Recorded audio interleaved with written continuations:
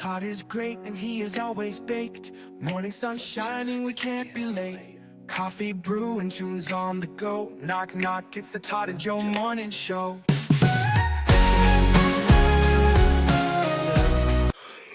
What is up, Stoneheads and Johos? Is that what I'm calling them? I can never remember. I think it is. Stoneheads and Johos. It is your weekly dose of the Todd and Joe Morning Show. So I want to start off now with apologizing for not posting last week's episode. There's two different... I was going to, but what I decided to do is I'm going to hold that in the archive. So when we do have one of these weeks where we can't fucking record, we have a little something for you. I uploaded it and everything. I was playing around my internet. I made the graphic. It's all ready. And then I was like, it's Thursday already. And then we're going to post another one Monday. Fuck it. Send it. It's not like all three of you guys were clamoring and sending us messages or anything. Where's the episode? I didn't get one retweet. Which way are we going with that? I don't know. I don't know if it was still called a tweet because it's not Twitter. But they always say, like, whenever you hear them talking about it on the news, it's always like, so-and-so posted on X, the platform formerly known as Twitter. But they say that every single time. Yeah. So they posted on X, which was known as Twitter, which used to be called a tweet. Where were we going with this? Oh, right here. Yeah. Just hear those sleigh bells jingling-a-ring-a-ting-a-ting-a-ling-a-too. Sorry. I forgot you didn't introduce me. Bong.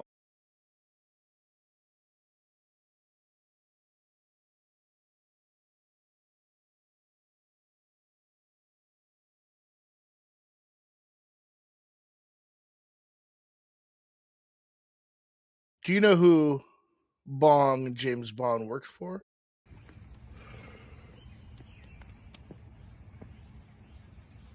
Dead, man.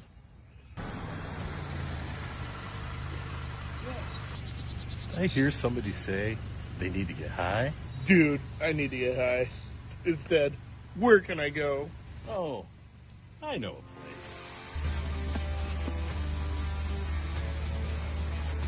And as I showed Mr. Stones that day, this was the magical place to get all of the highest grade cannabis flower, pre-rolls, vaporizers, concentrates, edibles, topicals, accessories, gummies, creams, and so much more. Just take a little trip down to 4656 Onondaga Boulevard, Syracuse, New York, and get some bud from our bud, Joe, at Joe's Buds.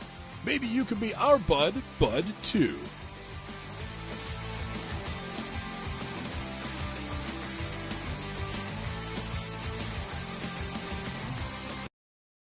We really gotta go out there and shoot another one. I have such a fun idea.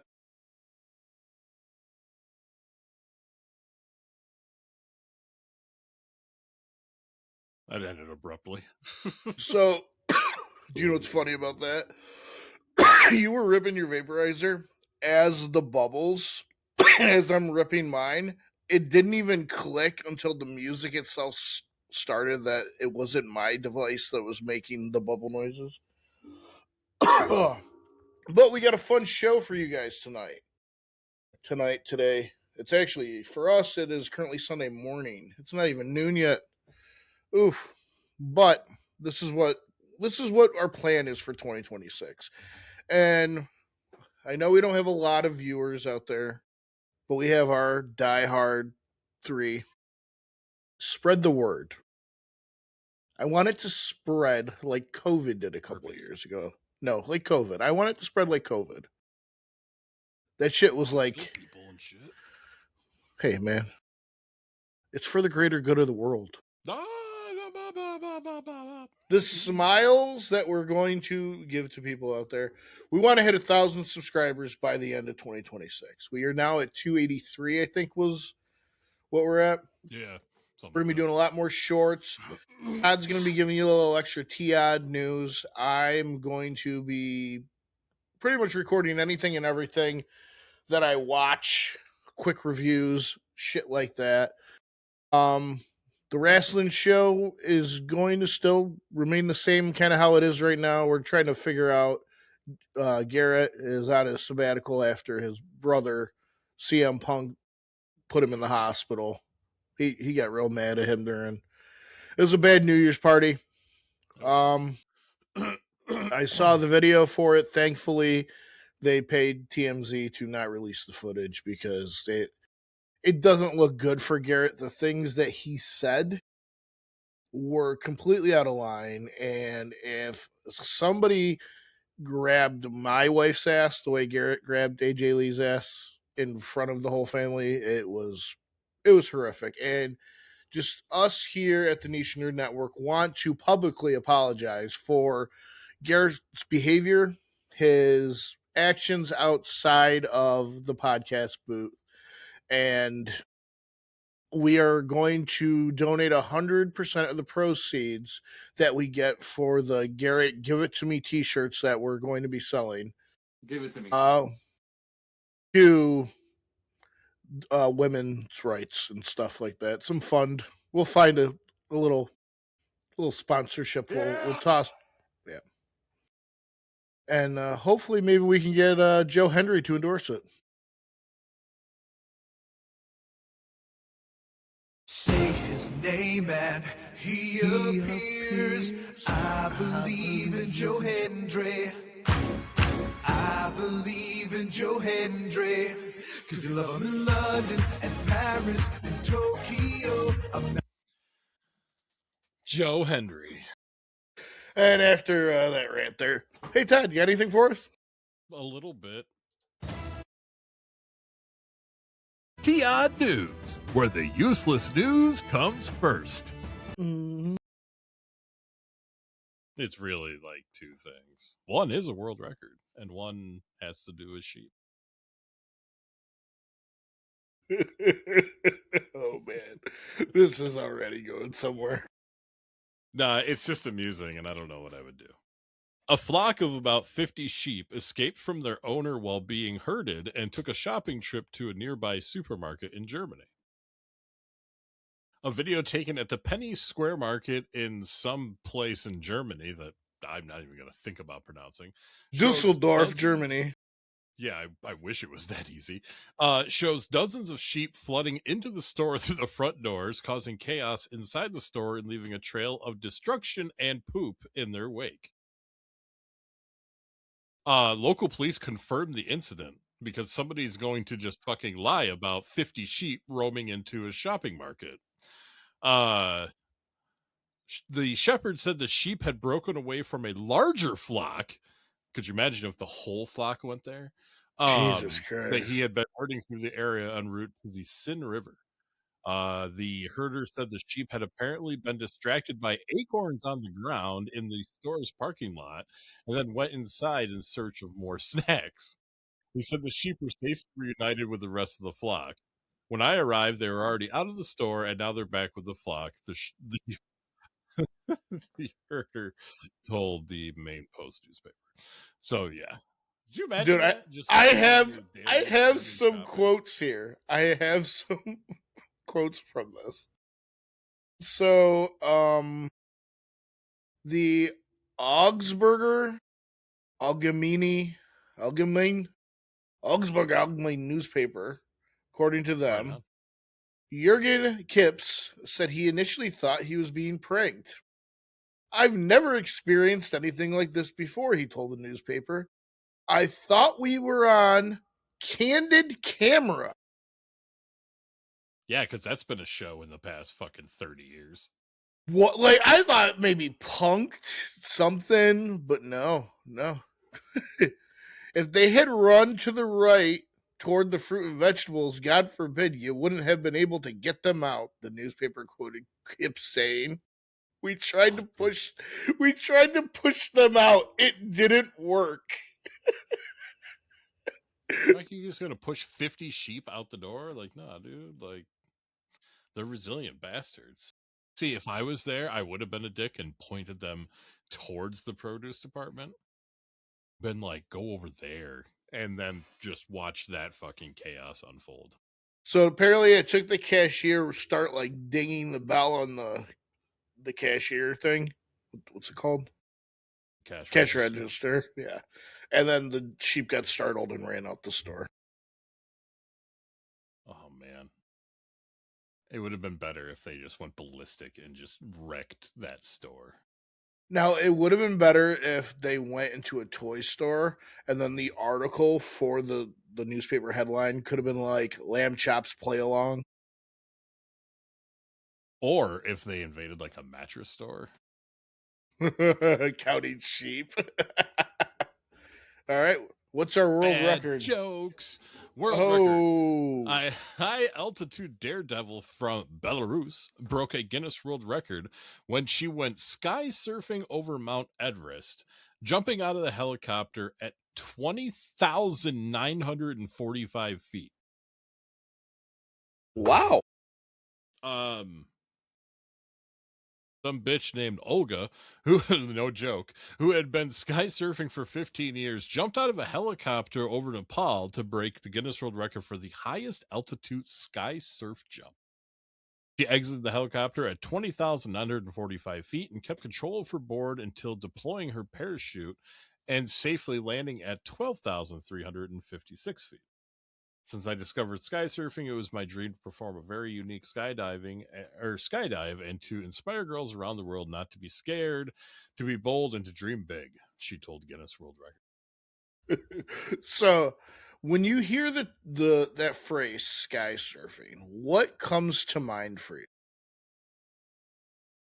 Because there's only one, and it's a scene from a movie, I'll play it here in a moment, that comes to my mind when I hear sky surfing. I don't know, really. Even though I'm not into like comics and shit, the first thing that comes to my head would be like the Silver Surfer, because at least I know the basic concept of what it does, or the whatever. Woohoo! Come on, we're out of here. Easy, Rocky. All right, guys, for 15 seconds from the drop zone. All right. The stealth eagle's about to fly. Ditto with a swooping swallow. Well, lead on, fly boys.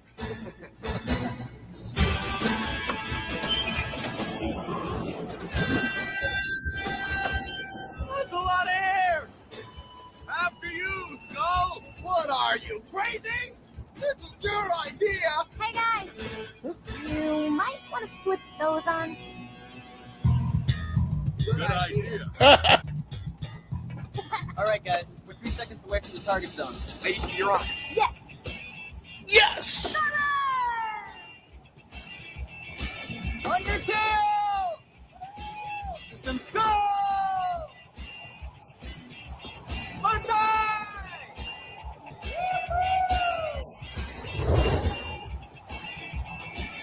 Show me stuff. You got it. So! Sky Catch you on surfing. the flip side. Keep on going.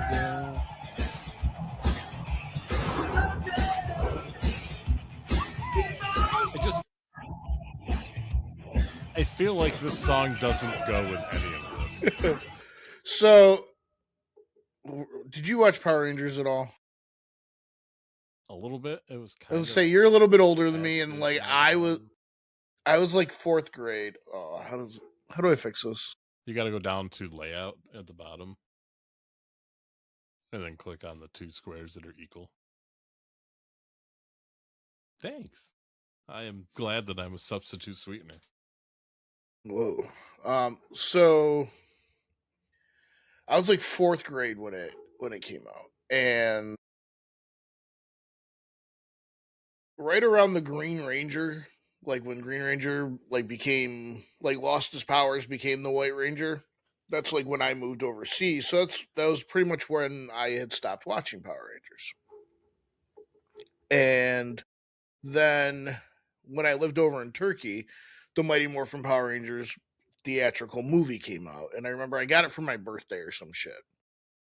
So watching it, I didn't know who like 2 of those Rangers are. It was a different Red Ranger, different Yellow Ranger. The original 2 actors had already left the show, which was in the States, which I didn't have privy to watch. So about 10 years ago, Boom Studios got the comic book rights for Power Rangers. And they essentially, from the time I stopped watching them, they like have now like rewritten Power Ranger like history. So it's like a perfect like point for me to reread them. And one of my buddies at work has like the whole hardcover set, and I've been reading them at work. So I have been, maybe that's why when you said skydiving, that's what came into my mind. That's true. But I've been going just cheesy as fuck though. Like, yeah. That just like having to be like, oh, catch you on the flip side because I'm gonna do a flip, like, you know, like that shit, like that was just like, damn, that was cheesy. Well, they always had those like cheesy one-liners, but like very similar to what IDW did with Ninja Turtles, like with that the current comic book run or whatever. They've updated it and made it like there are actually stakes to this. It's not like it's taking that kid show very, very serious, you know? Yeah. I don't know. I totally dug it. So, with that being said, and since we're talking about TV shows, I went and looked up what the internet has told us are the 15 worst series finales of all time. And crazily enough, most of these shows I have watched. I have gotten some blurbs about the ones we haven't watched. And me and Todd are going to talk about some of the ones we agree, we disagree, maybe what are our favorite finales. All right. Do it. So we are going. Smack me in the face with it. Smack you in the face? All right. So television is supposed to reward loyalty. And if I watch your show for like 2, 3, 6, 7, 8 years, I want closure, not emotional vandalism. Today, we're talking about the finales that didn't just disappoint us. They actively insulted the audience, undid years of storytelling, and left us staring at the screen just going like, that's it? I rearranged my life every week for this. So strap in, we're opening some old wounds. And we're going to start with the one that hurts the most. The gold standard of failure. For 8 seasons, Dexter Morgan was a fascinating moral puzzle. A serial killer who only kills bad people, struggling with his identity, love, and control. They teased, will he get caught? Will justice finally happen? Instead, the writers sat in that writer's room, talking to each other and everything, and they said, we got it. And do you know what aired for us? Do you remember what aired for us, Todd? Lumberjack Dexter. Yeah. He fakes his death. Dexter died and fucking blah, blah, blah. His sister who showed her love, that they were in love with each other. And then he abandons his kid with his ex-girlfriend who's also a serial killer. Throws her into grief. And then he goes to chop wood like he's fucking high out from child support. No arrest. No trial. No karmic justice. The message was if you murder enough people, you get to retire quietly, wearing plaid.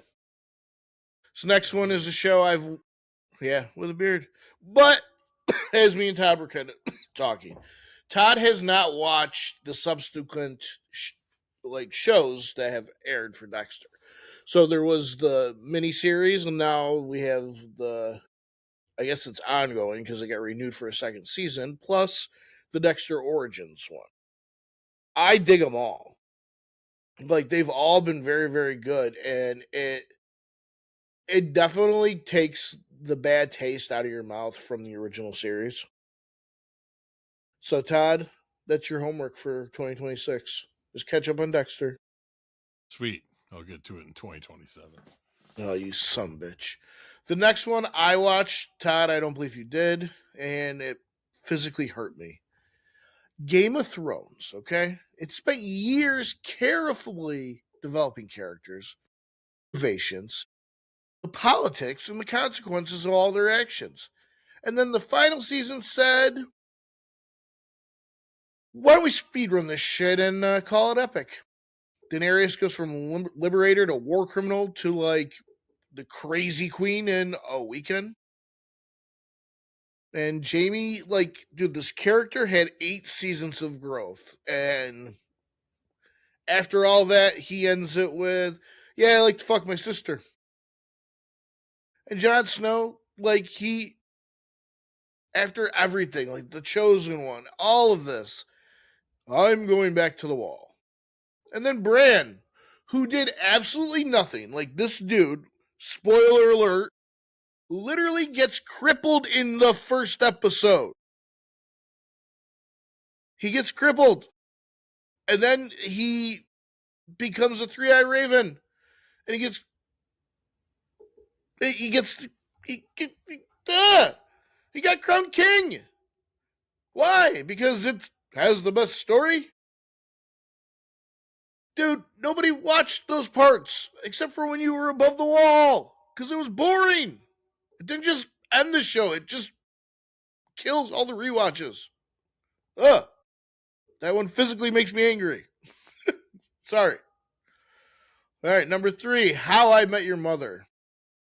This show, literally the title of it, promised one thing: the journey to meet your mother. They spent the entire final season at a wedding, only to say, yeah, they got divorced after the whole season. And then the mom dies. So Ted wants Robin. So what's the point of the story here? Growth? No. Moving on? Nope. Literally anything after season 1. You can get your life narrated by Bob Saget. Well, not anymore, but dude, they emotionally catfish their whole entire audience. Like, it felt like the writers were like breaking into my house and deleting my wedding photos. So this one is not one I've watched all the way through. I've seen bits and pieces. I have read up on it because I didn't want to go back. And so this is like the first show that I can remember that like created like these crazy like fan bases for like sci-fi shows. And I'm talking about like Lost.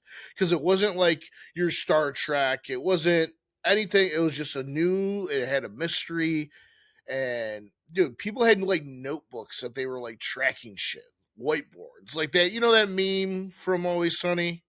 Like yeah. And then the finale was like, yeah, this is just, we're done. They didn't explain the rules to this island. There was no emotional payoff. And it just was like, if you're okay with ambiguity, then hey, we're not going to answer anything. Like, are they in purgatory? Are they dead? I don't think there was ever any kind of definitive answer. So this next show, I've watched some of this with my fiance, and that is Gossip Girl. And the show thrives on scandal, secrets, manipulation. And when they revealed who the Gossip Girl was, it needed to make sense.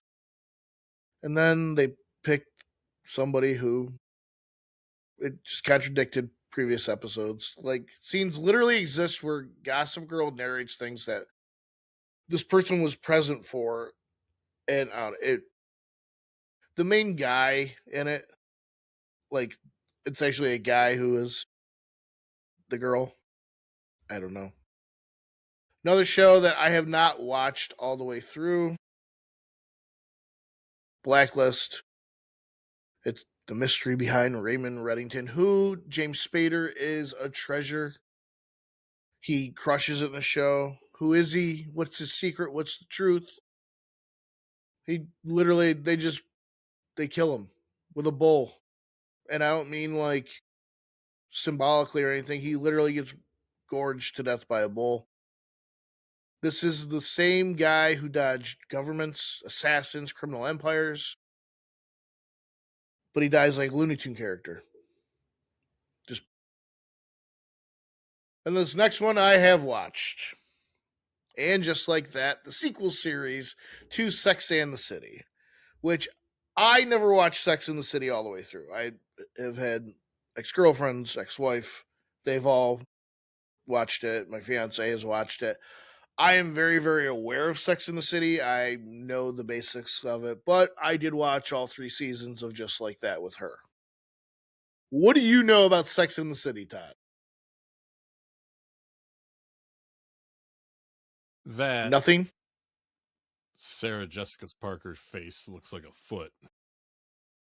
Okay, so Peter Griffin for that. I'm going to explain this in the briefest, most painless way possible. Sarah Jessica Parker is a writer.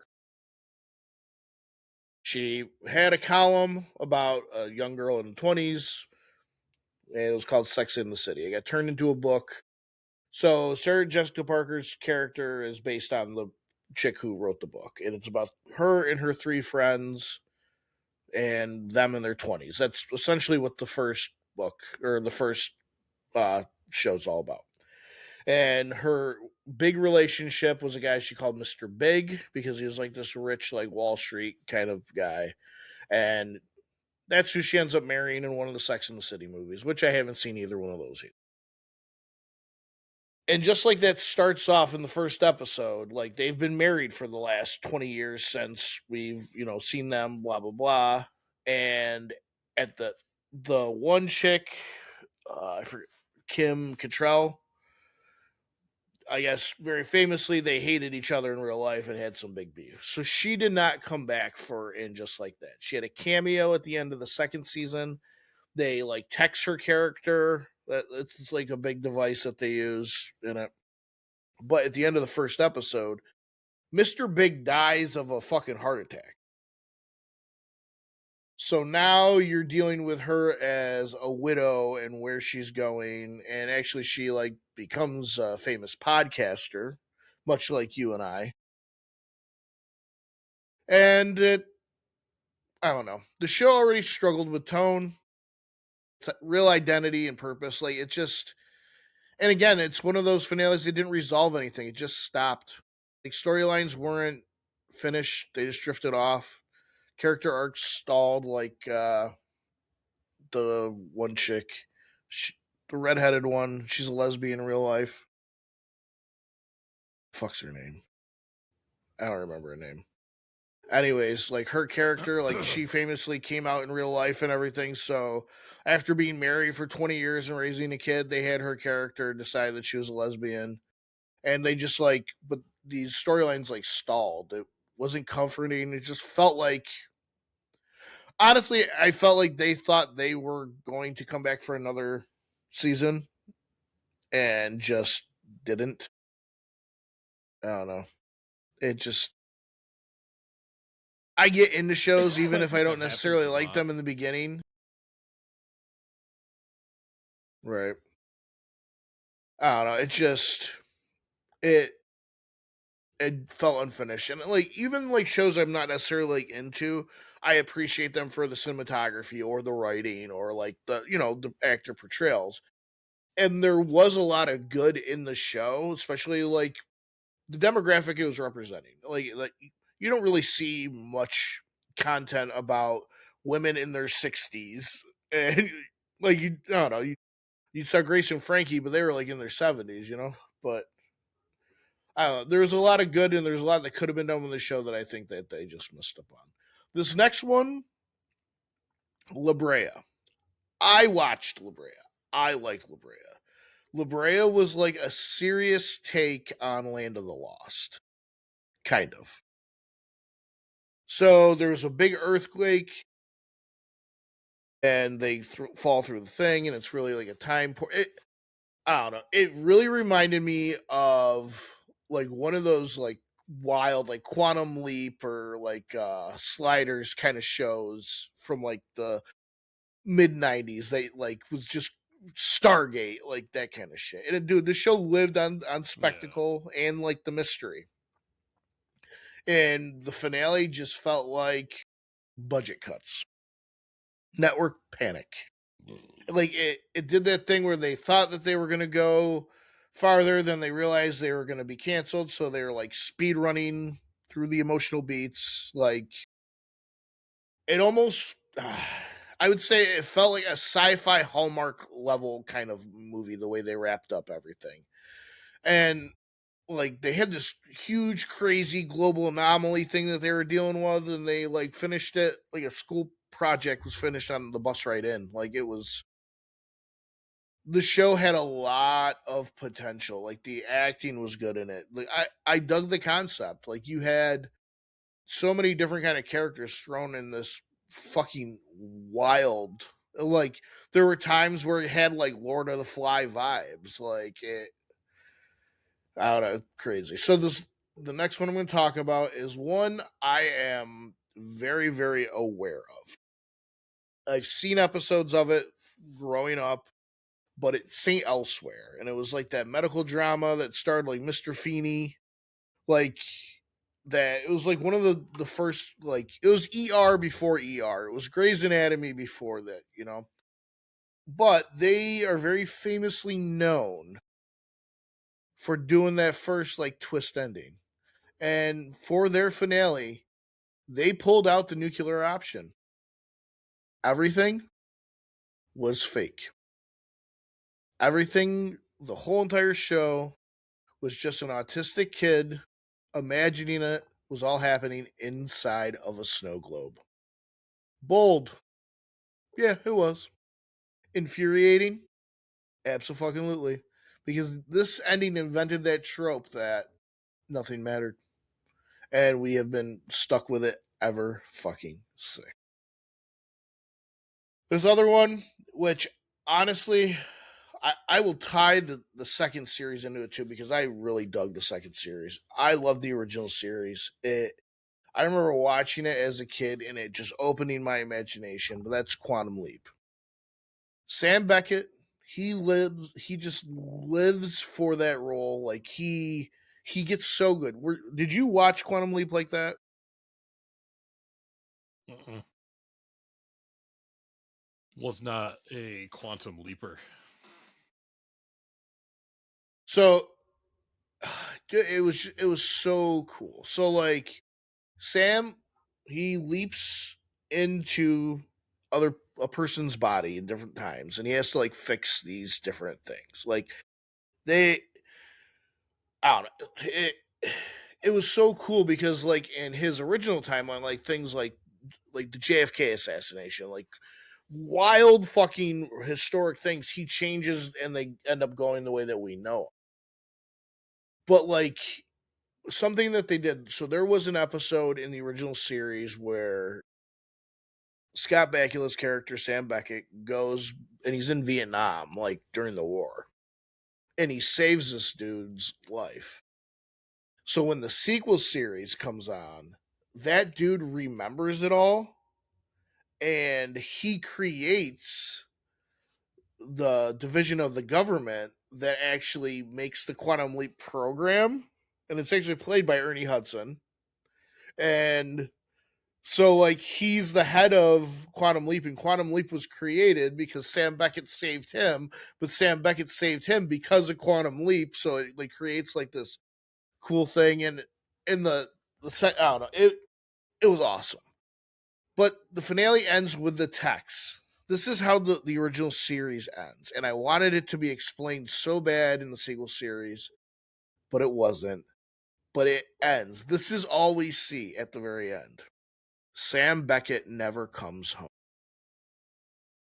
So he, for the rest of his existence, would leap into something, have to fix it, because there's a time thing there too. If you didn't fix the thing you had to fix, then you'd be stuck like forever. There's no goodbye episode, no reunion, just sadness. It wasn't a finale, it was abandonment.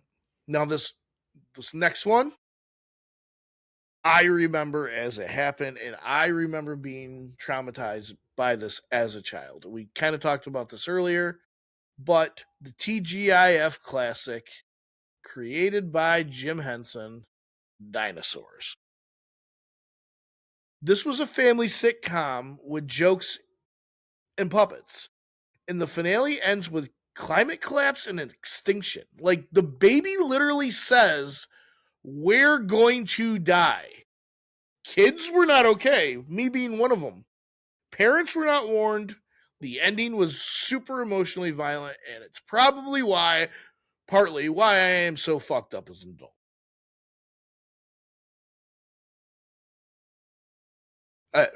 It's what it fucked me up. The next one we got is 2.5 Men. This finale was Chuck Lorre's settling scores. It breaks the fourth wall, insults the audience, and replaces storytelling with ego. No closure, no respect, just noise, and somehow it was perfectly fitting. And the last one we're going to talk about is not one that I have watched all the way through, but I am super aware of. It's an epic sci-fi saga about survival, faith, and technology. Yes, I'm talking about Battlestar Galactica. And it ends with choosing to abandon all technology and live as cavemen. After everything, the solution was regression. And that's not hopeful, that's just confusing. And these finales didn't just end shows, they rewrote how we trust television. So, Todd, what would be one finale that I didn't mention that you'd like to mention? So I guess it kind of depends, because there's the finales that shows no, like, oh, okay, I only have one season left, so we gotta either smush it into one season or blah blah blah. Or there's like what I guess they're called like an unplanned finale. So it's just basically the end of the season, but then they canceled the show. But it was after they had like taped, so they didn't know the show was going to get canceled, you know. So I kind of guess it depends on that. If that's the case, Z Nation, because they didn't know they were getting canceled. So it just kind of like left everything up in the air, and it was crap. I felt like that way, like, so Young Justice, when Young Justice originally got canceled. Like, we got, I think 2 seasons, and then boom, canceled.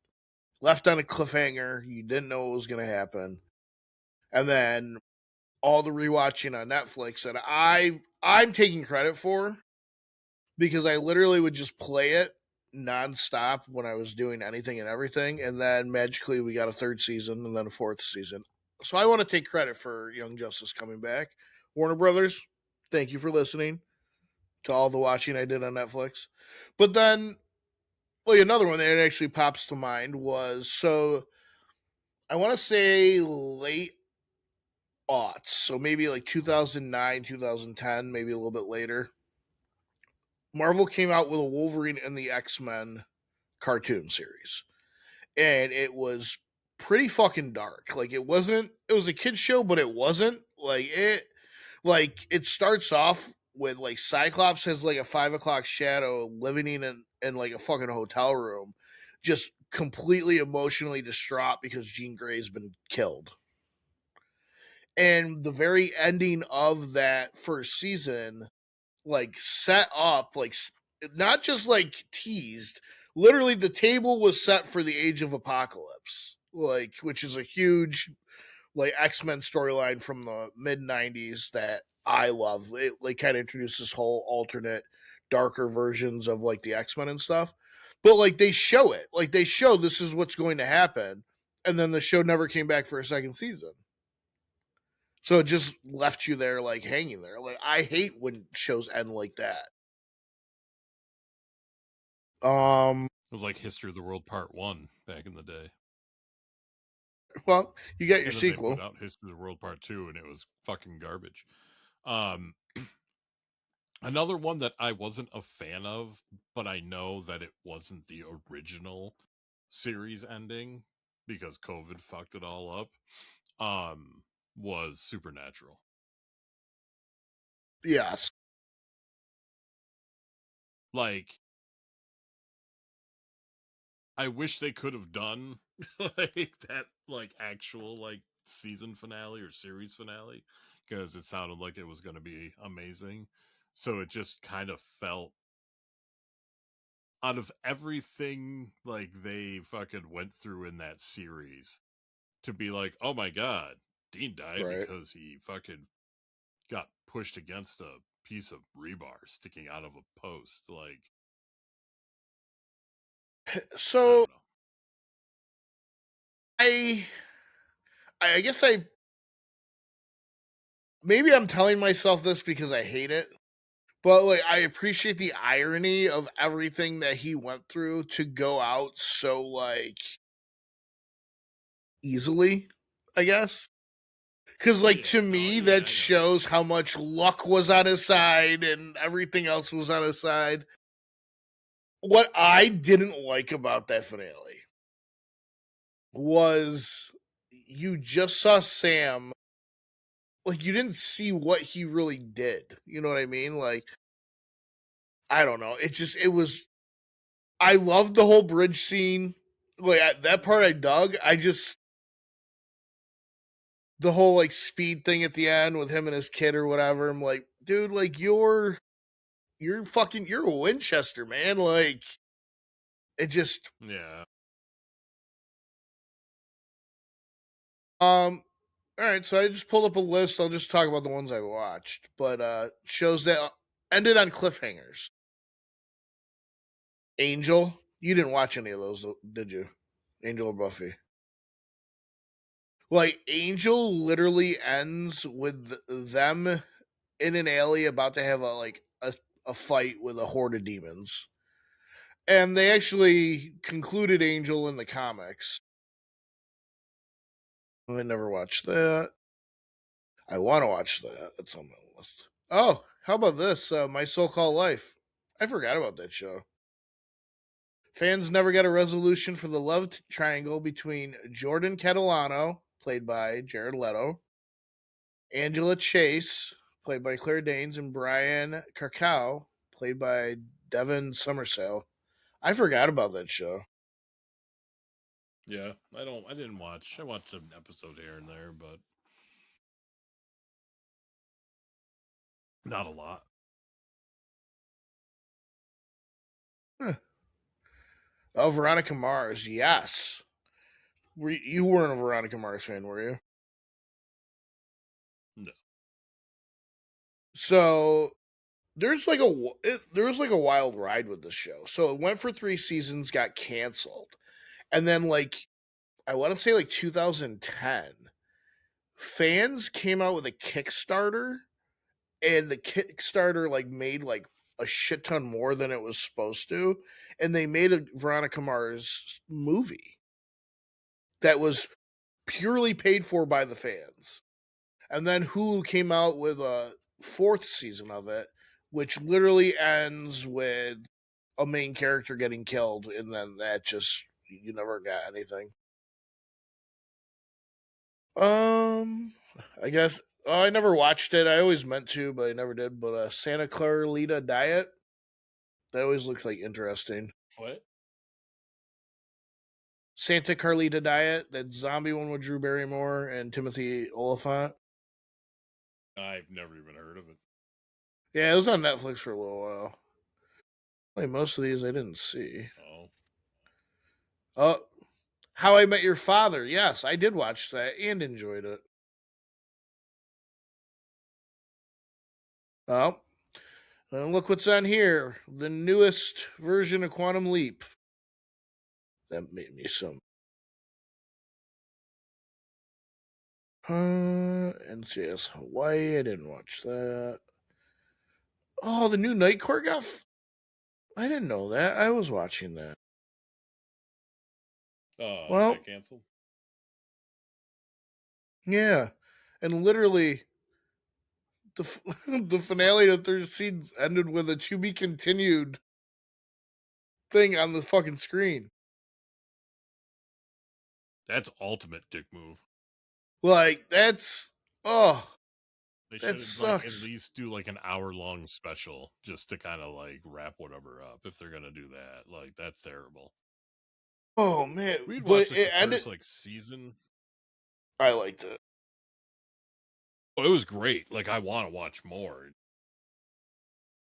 Did you watch the original Night Court? But yeah. Oh yeah. Dude, I loved it. Harry Anderson was so, and like she embodied him very, very well. Like, yeah. No, it was great to see a lot, like Lurkette and shit. Like, I don't know. It was just, yeah. it was good. Good show. Ladies and gentlemen, Listen. it's time for video game news and reviews. It's time to kick ass and chew bubble gum, and I'm all out of gum. Fatality. It's me, Mario. With Todd and Joe.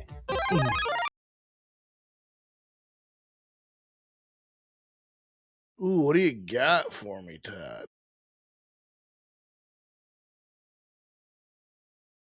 Rockstar can eat a fat dick if the rumors are true. That's, Go fuck yourselves, you horse.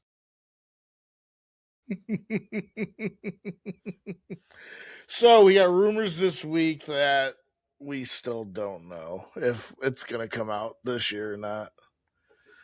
Ugh. I like Todd. When I saw the news, I texted Todd. I know how he's waiting for this, and he literally was like, "I've given up all hope," and which it's sad. It's just more one of those games where now it's just like whatever, like whenever it comes out, cool. And I'm not gonna fucking pre-order it because digital copies don't sell out. I'm not gonna fucking whatever it. Right. Like, it's gonna be what it is. It's just literally gotten to the point with the game where it's just like, well, like you've shown us 2 trailers and delayed it 3 times. Like most people, I think, are kind of just not caring anymore. Like at this point in time, you have to put out a game that is going to be game of the year for the next like decade, 2 years, right? In order for people to be like, yeah, especially with what I've been hearing is like pushing like $100 price tag. And that's just like regular edition. That's not like a special fancy edition. I mean, I wish I would have bought it digitally to begin with, because I've probably spent over $100 rebuying that game a few times. Yeah, it's ridiculous.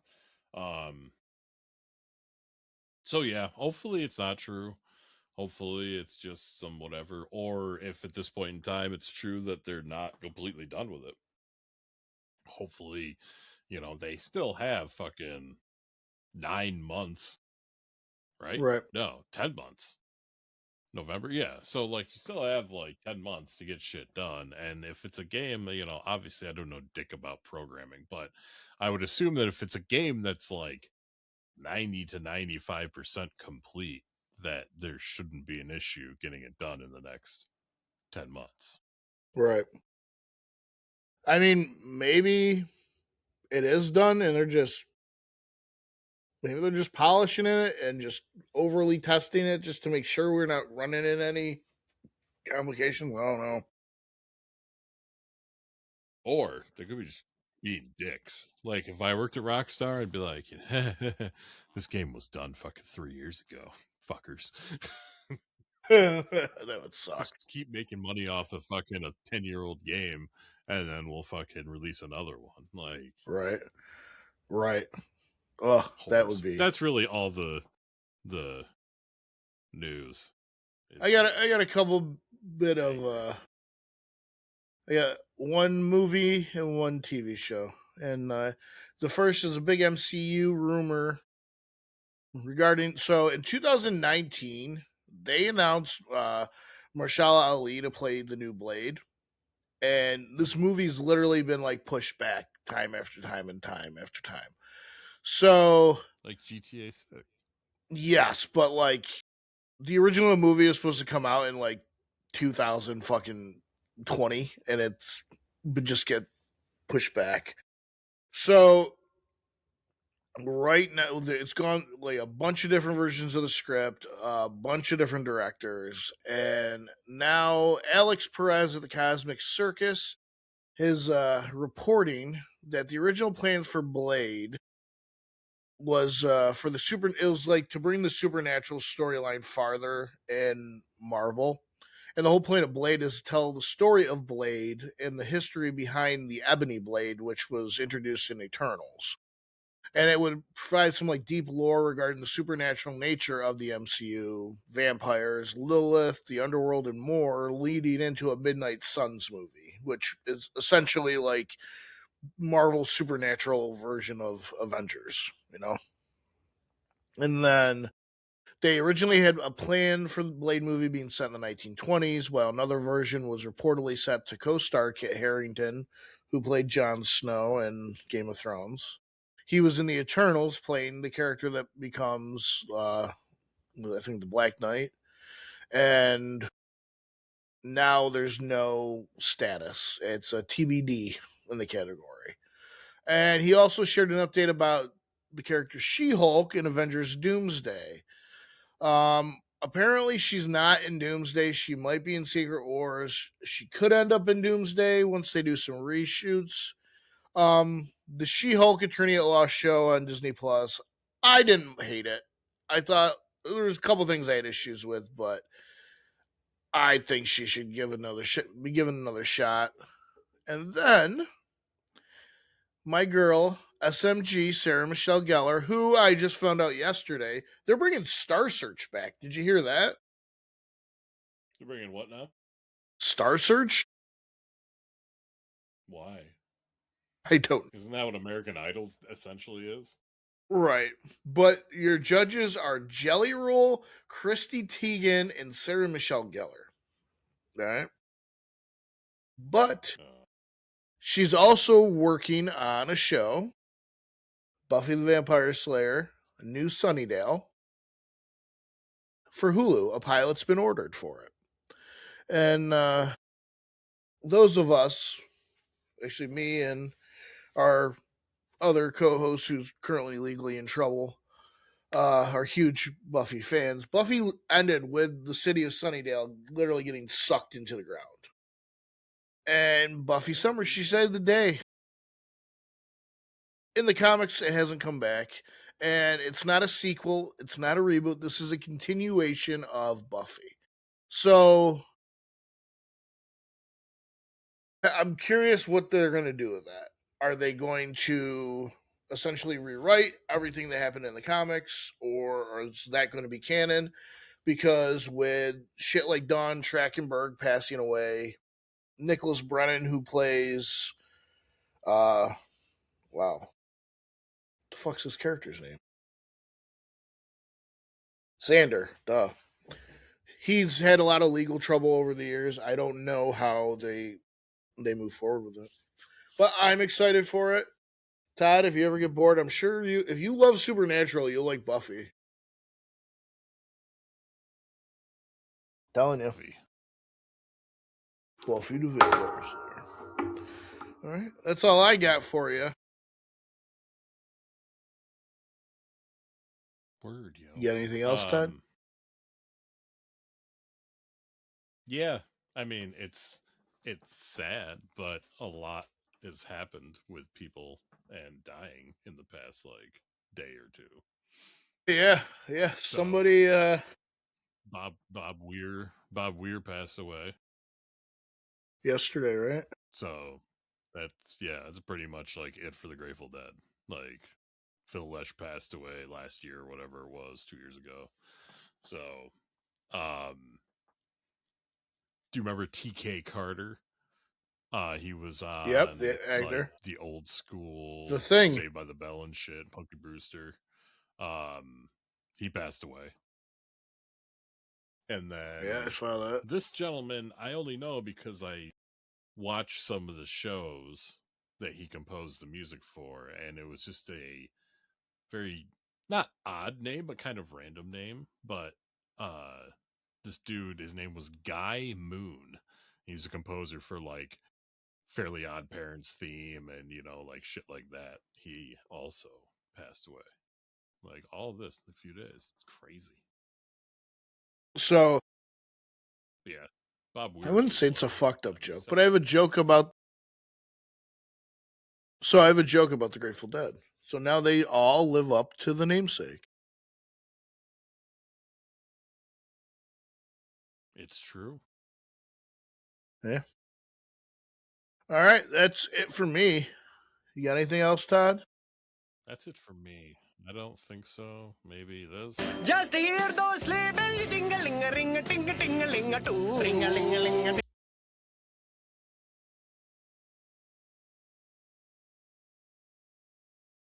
Is crazy.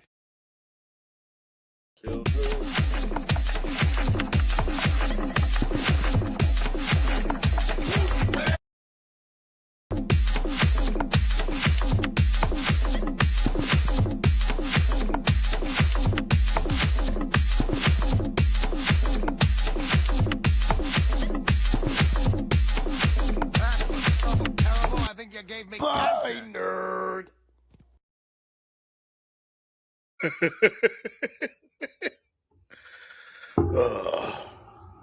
Good session.